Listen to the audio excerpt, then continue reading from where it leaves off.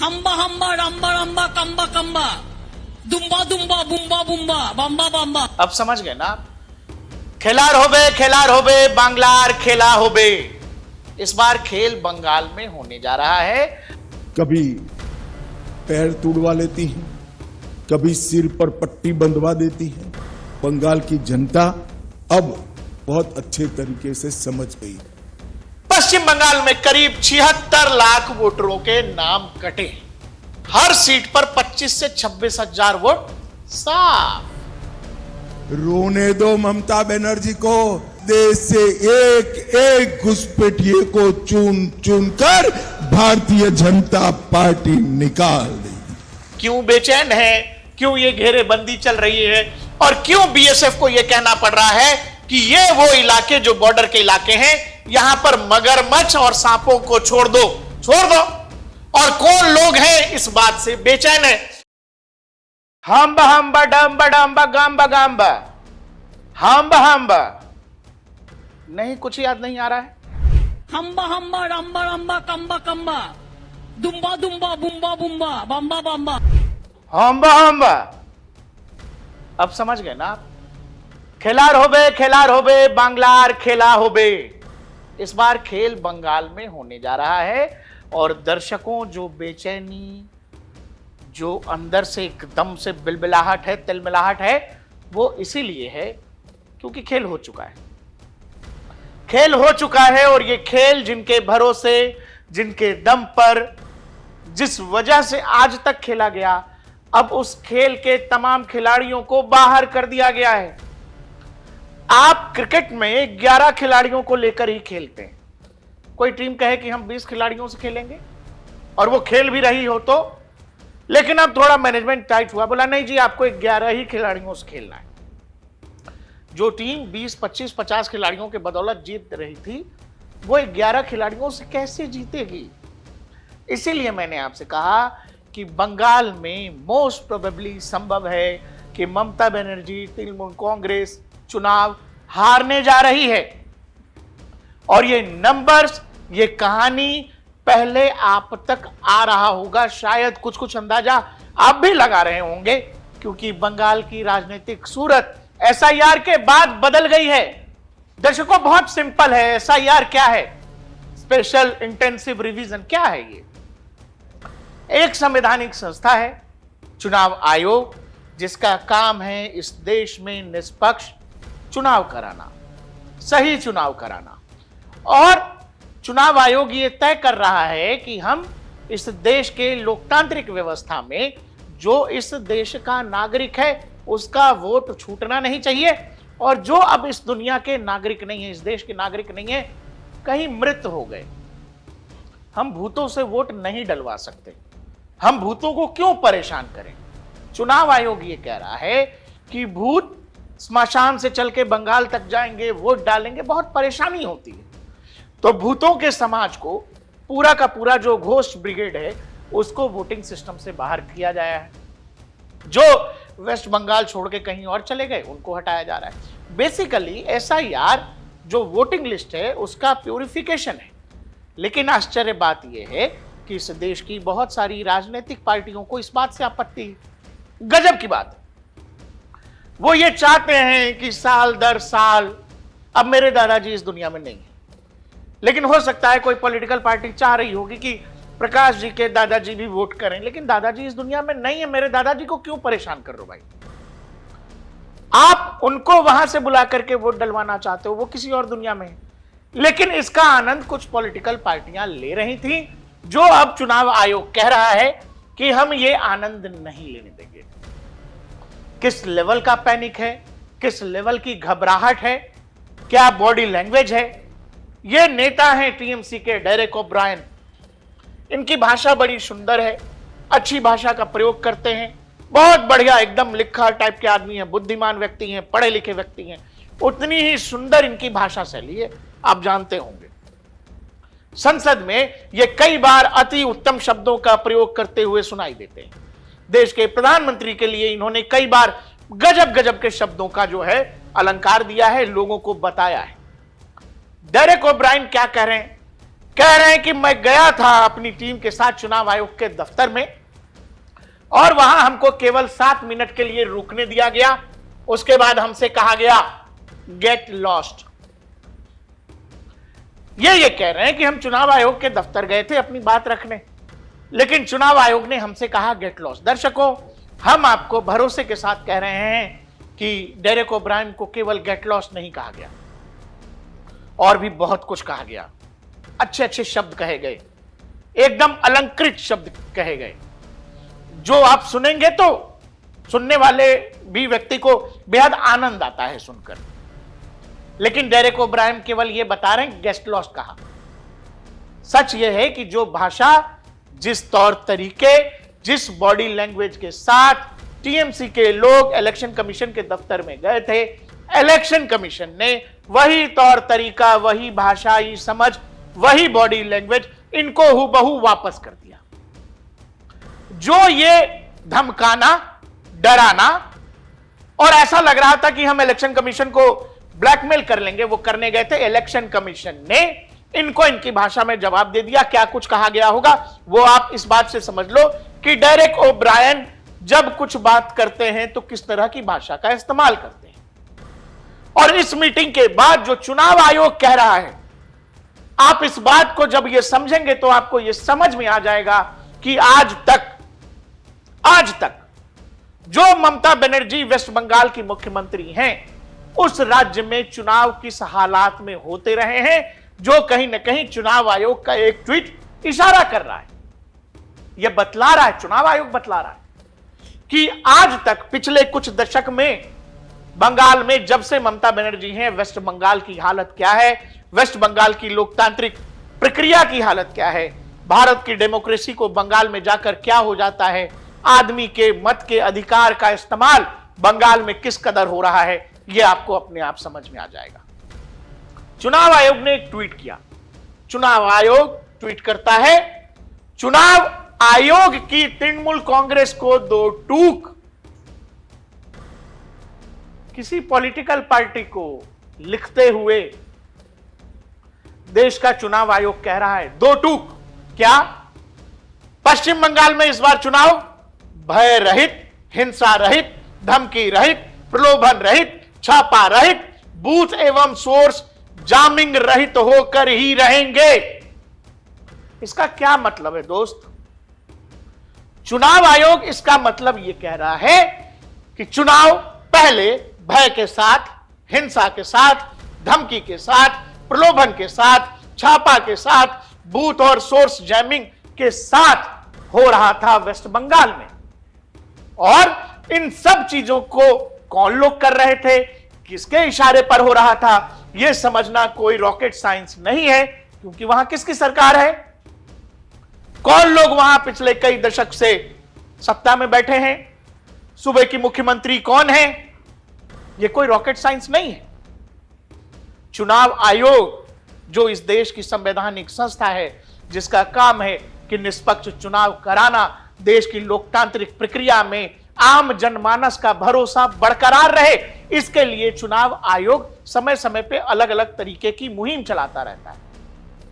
लेकिन अगर उसी चुनाव आयोग को यह कहना पड़ रहा है कि हम टीएमसी को 2 टूक कह रहे हैं कि इलेक्शन इस बार भय रहित होगा, छापा रहित होगा और हिंसा रहित होगा, का मतलब यह है आज से पहले जो भी चुनाव हुए, उन चुनाव में टीएमसी क्या कर रही थी, तृणमूल कांग्रेस क्या कर रही थी, किस तरीके से भारत की लोकतांत्रिक प्रक्रिया बंगाल में जाकर अपंग हो जा रही थी, यह बोलने बताने की जरूरत नहीं है। बंगाल की क्या हालत है, वेस्ट बंगाल का शासन प्रशासन किस तरह से काम कर रहा है, वहां की ब्यूरोक्रेसी और वहां का राजनीतिक तंत्र किस तरह से एक नेक्सस का रूप ले चुका है। जी हां, बतौर पत्रकार मुझे यह बोलने में कोई गुरेज नहीं है कि जब कहा गया लोकतंत्र में कि जनता का, जनता के लिए, जनता के द्वारा किया जाने वाला शासन जो है जनतंत्र है, लोकतंत्र है, उस लोकतंत्र का, उस लोकतांत्रिक प्रक्रिया क्या वेस्ट बंगाल में, पश्चिम बंगाल में कोई मतलब है? ममता बनर्जी के शासन में उन चीजों का मतलब है? जिन जजों के ऊपर यह जिम्मेवारी है कि वो कानून व्यवस्था न्याय प्रक्रिया का संतुलन बरकरार रखेंगे, उन जजों को मालदा में बंदी बना लिया जाता है। आप समझिए कि उन्मादी भीड़ जजों को जो एसआईआर प्रक्रिया में गए थे, जो ये तय करना चाह रहे थे कि किसी भी तरह से जो अशुद्धियां हैं मतगणना पत्र की वो दूर होनी चाहिए, उन जजों को बंधक बना लेती है उन्मादी भीड़। बाहर भाषणबाजी चल रहा होता है, व्हाट्सएप फॉरवर्ड किए जा रहे होते हैं, लोगों को जुटाया जाता है, यह तय किया जाता है कि पुलिस वहां नहीं आएगी, आसपास का पुलिसिया तंत्र सो रहा होता है। देश के सर्वोच्च न्यायालय के जज रात के 2 बजे तक जगकर दिल्ली में बैठकर निगरानी कर रहे होते हैं। पश्चिम बंगाल हाई कोर्ट के जज चीफ सेक्रेटरी को फोन कर रहे होते हैं, चीफ सेक्रेटरी साहब आउट ऑफ रीच होते हैं, और राज्य के अलग अलग जिलों के जजों को बंधक बना लिया जाता है। ऐसा राज्य है पश्चिम बंगाल, और यह व्यवस्था है पश्चिम बंगाल की। हालत कितने गंभीर है, हालत कितनी दुर्दांत है, शायद हम दिल्ली, नोएडा, मुंबई, बेंगलोर में रहकर यह नहीं समझ सकते। लेकिन देश की सुप्रीम कोर्ट के चीफ जस्टिस को अगर यह कहना पड़े, चीफ जस्टिस साहब अगर यह करे कि बंगाल में शासन प्रशासन बिल्कुल फेल है, मुझे रात के 2 बजे तक जगना पड़ा और यह तय करना पड़ा कि हमारे लोग सुरक्षित रहें, आप यह समझो कि बंगाल चल कैसे रहा है, बंगाल की हालत क्या है। हम आपके सामने एक वीडियो पेश कर रहे हैं जो देश के सुप्रीम कोर्ट के अंदर जो बहस है उसकी तस्वीर है, उसका वीडियो है, जिसमें देश के सुप्रीम कोर्ट की तरफ से चीफ सेक्रेटरी को क्या कहा जा रहा है, आप खुद सुनिए। Mr. Chief Secretary, what is the problem? You don't even entertain the call of the Chief Justice. But I think he may have to be unmuted. Milord, there was no call made by any officer from Calcutta to my phone. On 1st of April, I had come to Delhi for a meeting. And from 2 p.m. to 4:30 p.m., I was in flight. And till the evening, no call had come to me, Milord. Mr. Chief Secretary, the phone calls in all probability came in the evening after you had deboarded from your flight to Delhi. It would have been extremely helpful for the Chief Justice and the High Court administration if you had been kind enough to share your mobile number and other particulars. Milord, my mobile number had been shared, but that number didn't That have number WhatsApp. is mostly switched off, Mr. Chief Secretary.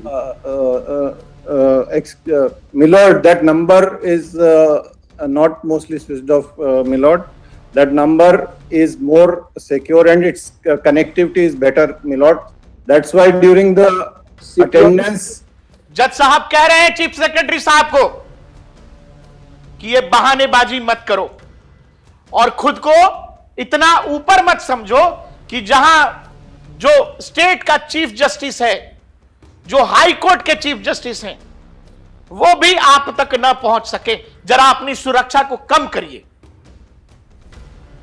और उसके बाद यह भी कहते हैं कि यह जो व्यक्ति आपके बगल में बैठा हुआ है, डीजीपी है राज्य का, आप लोगों का प्रशासन तंत्र पूरी तरह से फेल है। किसी राज्य सरकार के लिए इससे बड़ा तमाचा क्या होगा। हालांकि निजी तौर पर मेरा यह मानना है कि सुप्रीम कोर्ट ने जिस सरकाजम का इस्तेमाल किया है, सरकास्टिक शब्दों का इस्तेमाल किया है, यह न करके सीधे शब्दों में कहना चाहिए था कि बंगाल में शासन व्यवस्था पूरी तरह से फेल है, जहां किसी प्रशासन का मतलब नहीं, पुलिस या तंत्र का मतलब नहीं, ब्यूरोक्रेट और ब्यूरोक्रेसी का कोई मतलब नहीं। यह राज्य की एक पॉलिटिकल पार्टी जो सरकार में है उसके साथ मिलकर किसी नेक्सस की तरह काम करते दिखते हैं, जहां केवल एक बात की जाती है, तुष्टीकरण तुष्टीकरण तुष्टीकरण।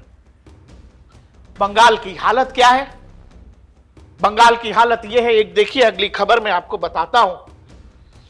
केंद्र सरकार राज्य सरकार को बोल बोल के परेशान है। बांग्लादेश से सटे हुए मैक्सिमम इलाके जो फेंसिंग में है, लेकिन दर्शकों करीब 250 किलोमीटर का वो इलाका जहां फेंस नहीं है, और वो वेस्ट बंगाल और बांग्लादेश का बॉर्डर है। आश्चर्य करेंगे आप कि उन इलाकों से लोग आते हैं, वोट देके वापस बांग्लादेश चले जाते हैं। इस तरह की भी बातें सामने आ रही हैं।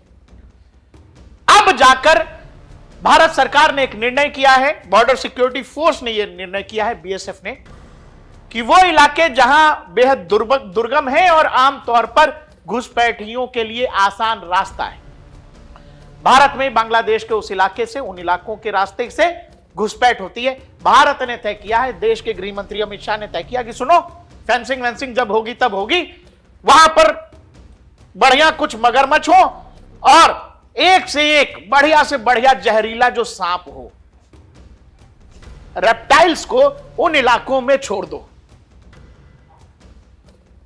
आप समझिए उन इलाकों में क्या दिमाग लगाया भारत सरकार ने, बीएसएफ ने, कि राज्य सरकार जमीन दे नहीं रही है फेंसिंग के लिए।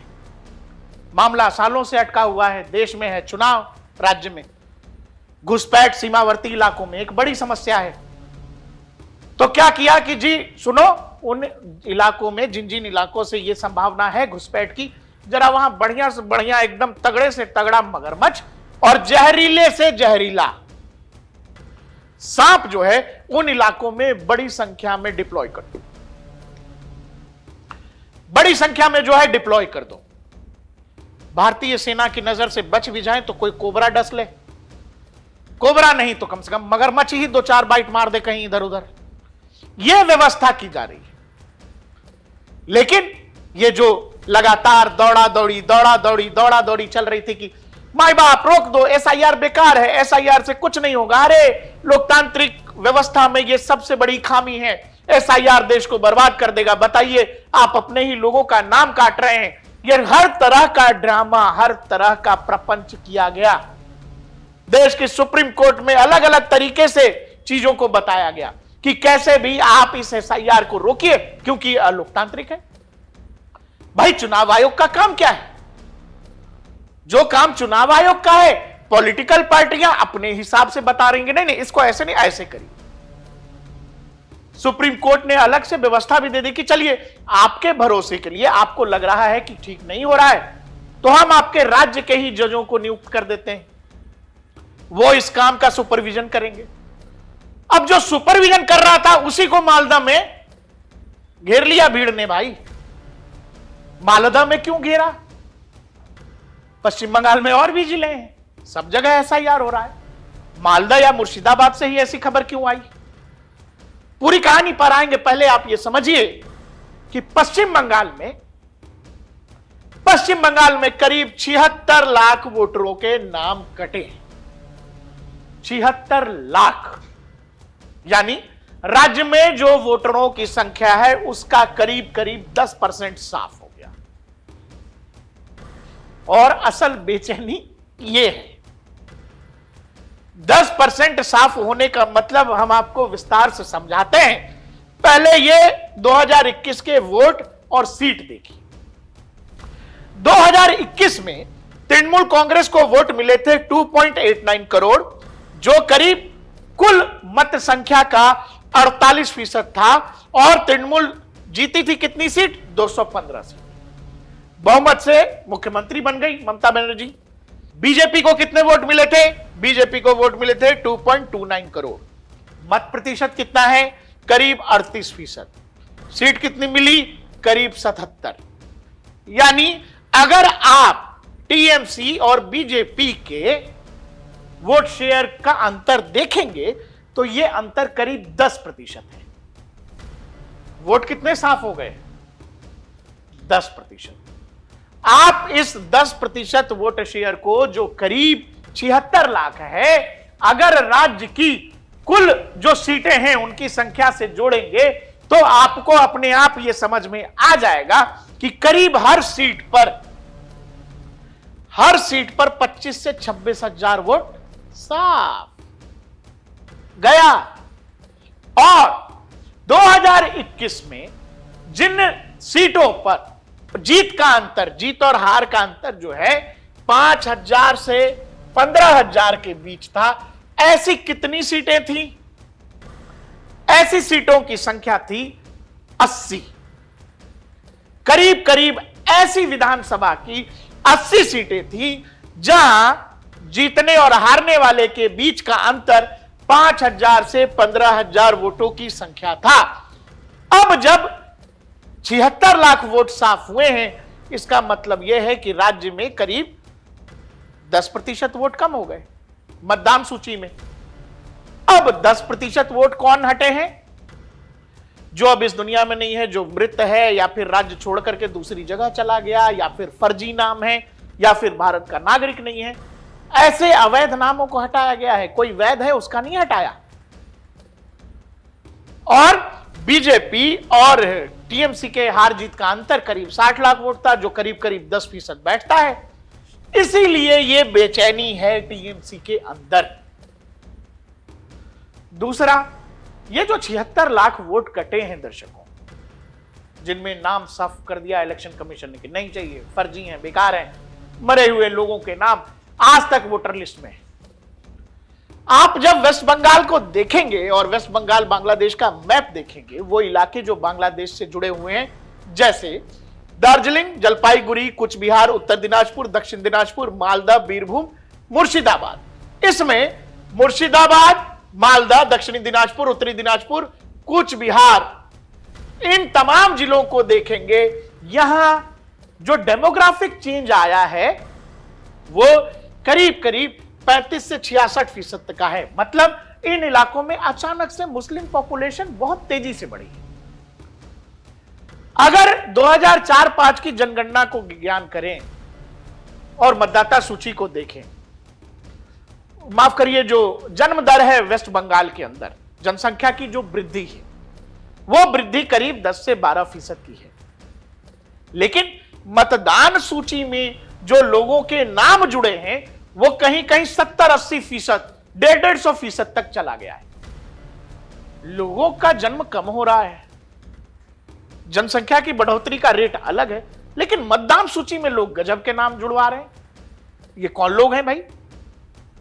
और फिर आइए जो मालदा वाली घटना हुई कि मालदा में जजों को बना लिया कि अब ये बोलने बताने की जरूरत नहीं है कि वो कौन सी भीड़ थी, वो किस तरह की भीड़ थी जिसने जजों को बंदी बना लिया। कई घंटों तक उन जजों को बगैर खाने पीने के रखा गया। एक तरह से वो बंधक थे, जैसे तैसे उन लोगों की जान बचाई गई। इसीलिए आप ये समझो कि वेस्ट बंगाल के अंदर वहां का शासन प्रशासन काम कैसे कर रहा है। और ये जो बेचैनी है, वो बेचैनी किस वजह से है? वो इसीलिए क्योंकि ये जो 76 लाख नाम कट रहे हैं वो अधिकतर इन्हीं इलाकों में कट रहे हैं जिन इलाकों में जबरदस्त डेमोग्राफिकल चेंज हुआ है। आपको बिहार में भी एसआईआर की प्रक्रिया याद होगी। बिहार में एसआईआर में कहीं बवाल नहीं था। पूरे बिहार में बवाल कहां था? बवाल था नेपाल बॉर्डर से सटे, वेस्ट बंगाल से सटे, उन इलाकों में जो नॉर्थ ईस्ट से सटा हुआ इलाका है, उन इलाकों में, यानी बिहार के सीमांचल का इलाका, उन इलाकों में। इसीलिए क्योंकि वहां डेमोग्राफिकल चेंज बहुत तेजी से आया। फर्ज करिए कि जिले में संख्या है 100, आधार कार्ड बन गया है 150, 50 लोग कौन है भाई? ये उदाहरण के तौर पर आपको बता रहा हूं। इसीलिए आपको यह समझना पड़ेगा कि ये जो एसआईआर हुआ है, ये एसआईआर से कौन लोग बेचैन हैं, क्यों बेचैन हैं, क्यों ये घेरेबंदी चल रही है, और क्यों बीएसएफ को यह कहना पड़ रहा है कि ये वो इलाके जो बॉर्डर के इलाके हैं, यहां पर मगरमच्छ और सांपों को छोड़ दो, छोड़ दो। और कौन लोग हैं इस बात से बेचैन है? एनआईए ने मालदा वाली घटना पर आप समझिए 12 केस, अलग अलग केस जो हैं दर्ज किए। ये वो कुछ हेडलाइंस हैं जिनमें देश के सुप्रीम कोर्ट की टिप्पणी है। देश के सर्वोच्च न्यायालय को, एक राज्य के चीफ सेक्रेटरी को क्या कहना पड़ रहा है, सुन लीजिए। सुरक्षा घटाइए कि चीफ जस्टिस जैसे आम लोग बात कर सकें। सुप्रीम कोर्ट ने वेस्ट बंगाल के चीफ सेक्रेटरी को फटकारा। अगली लाइन है, फोन क्यों नहीं उठाते, खुद को इतना बड़ा ना समझें, बंगाल के टॉप अफसर पर बरसा supreme court. Cannot be so high that Chief Justice can't have access. Supreme Court slams West Bengal Chief Secretary DGP over Malda incident. किसी राज्य की सरकार, वहां का प्रशासन कैसे काम कर रहा है, वो सिस्टम कैसे वर्क कर रहा है, आप जब वेस्ट बंगाल देखेंगे आप माथा पीट लेंगे, माथा पीट लेंगे। ऐसा लगता है कि वो राज्य इस देश से कुछ इतर ही है और जिन लोगों पर वो सिस्टम सुधारने की जिम्मेवारी है, वहां की हिंसा, वहां के भय वाली पॉलिटिक्स जो है, डरने डराने वाली जो पॉलिटिक्स है, उसको कह दिया कि जी ये तो बंगाल का कल्चर है। कल्चर है ये कि बंगाल के चुनाव में होता है, बिहार के चुनाव में भी हमने बहुत कुछ होता देखा है पुराने समय में, उत्तर प्रदेश में बहुत कुछ होता देखा है। अब तो नहीं होता उत्तर प्रदेश में, बिहार में, लेकिन ये कल्चर, ये बंगाल के सिस्टम का हिस्सा, भय को, हिंसा को, क्राइम को किन लोगों ने बनाया है? अगर देश के चुनाव आयोग को यह कहना पड़ रहा है कि टीएमसी को दो टूक, यह कितनी बड़ी बात है आप समझो। जो लोग, जो प्रतिनिधि मंडल इलेक्शन कमीशन से बात करने गया था, उनकी भाषा, उनकी बॉडी लैंग्वेज, उनका तौर तरीका क्या रहा होगा कि देश का इलेक्शन कमीशन एक पार्टी का नाम लेकर कह रहा है कि हमारी दो टूक है, हम भय रहित, हम हिंसा रहित चुनाव वेस्ट बंगाल में करवाएंगे। आपको यह बात समझ आ जाना चाहिए कि आखिर ये जो चीजें हो रही हैं, इस बात से, ये देखिए आप पूरी लाइन देखो भाई, छापा क्या है, प्रलोभन क्या है, धमकी क्या है। धमकी, चुनाव अभी हुए नहीं है वेस्ट बंगाल में, 2 चरण में चुनाव है। धमकी ये, घर घर टीएमसी के वर्कर, टीएमसी के गुंडे जाते हैं, घर घर जाते हैं और वो कहते हैं कुछ नहीं बदलने वाला है, कुछ नहीं बदलने वाला है, अगर बहकावे में आकर इधर उधर हुए तो फिर देख लेंगे चुनाव के बाद। छापा क्या है? अगर किसी बूथ पर 1200 वोट हैं और वोट गिरे हैं 600 या 700, तो बचे हुए 500 वोट क्या है? वो बाद में इलेक्शन वोटिंग का समय खत्म होने से पहले छाप दिया जाएगा, लोग जाएंगे, वोट गिरा के चले आएंगे। इलेक्शन कमीशन कह रहा, मैं कुछ नहीं कह रहा हूं भाई, छापा यही होता है।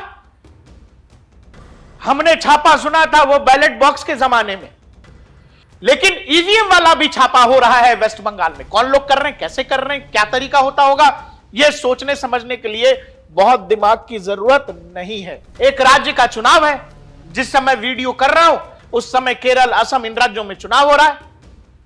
हमने तो नहीं देखा कि देश के सुप्रीम कोर्ट को केरल पर कुछ बोलना पड़े, असम पर बोलना पड़े, वहां की सरकार पर बोलना पड़े कि नहीं नहीं निष्पक्ष चुनाव करवाइए। लेकिन अगर चुनाव आयोग से लेकर देश के सर्वोच्च न्यायालय तक को यह बोलना पड़ रहा है कि वेस्ट बंगाल में कानून व्यवस्था की क्या हालत है, तो आपको यह समझना पड़ेगा कि चुनाव आयोग यूं ही ये नहीं लिख रहा है, ये किसी पार्टी के बोलने पर नहीं लिख रहा है। चुनाव आयोग के अधिकारियों को वहां एसआईआर के दौरान क्या कुछ फेस करना पड़ रहा है, वो आफत है। और इसीलिए आपको यह समझना पड़ेगा कि वहां पर अर्धसैनिक बलों की तैनाती क्यों हुई है, क्योंकि राज्य के पुलिसिया सिस्टम के भरोसे वेस्ट बंगाल का चुनाव नहीं छोड़ा जा सकता है। सब के सब मैनेज्ड है भाई, वो सब एक सर्कल में काम कर रहे हैं। और यही कारण है कि अर्धसैनिक बलों को देश के अलग अलग हिस्सों से वेस्ट बंगाल में भेजा गया है। हर बूथ पर 360 घूमने वाला कैमरा होगा। एक बार में बूथ के अंदर एक आदमी की एंट्री होगी, एक एक चीज की वीडियोग्राफी होगी। पुलिस या तंत्र को हर बूथ से कुछ दूर रखा जाएगा। हर मतदान बूथ अर्धसैनिक बलों के हवाले होगा। वेस्ट बंगाल के नतीजे जो हो सकते हैं, लेकिन जो बेचैनी है, जितनी तड़फड़ाहट है, वो ये बतला रहा है शायद कुछ लोगों को बंगाल चुनाव का नतीजा पहले दिखने लगा। आपको हमारा ये वीडियो कैसा लगा, हमारा विश्लेषण कैसा लगा, हमें कमेंट सेक्शन में जरूर बताइएगा। देखते रहिए डीएनपी इंडिया, हर खबर भरोसे के साथ।